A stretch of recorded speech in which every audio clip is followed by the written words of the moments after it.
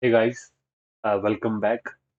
So in today's trick, what we are going to see, like sometimes we create a variable at global scope and we are trying to access that variable in our function local scope and we are getting error.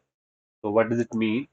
Like you have created your x value and this is outside your function body. This is your function body, total body, and this is outside your function body. And here, what you are trying, like inside function body, you are trying to read the value of this variable and you are trying to change the value.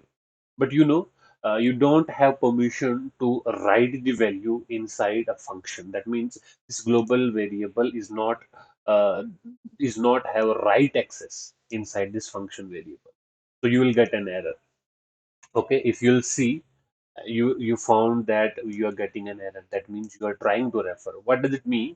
When you are executing this function bar, at the time you are printing the value of x, then you are changing the value of x. So what PVM will do, it will search this variable x inside the function body, and PVM found that we haven't declared any x here, still we are trying to read the value. That is why you are getting this error. Okay, so to solve this error, what you have to do, you have to tell the PVM that this variable x is global variable, not local variable. So how will you do it? You can do it with the help of one keyword called global.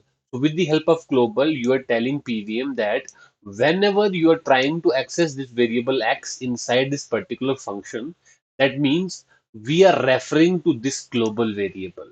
Don't search it out inside local scope. Okay, this is how you can solve this problem.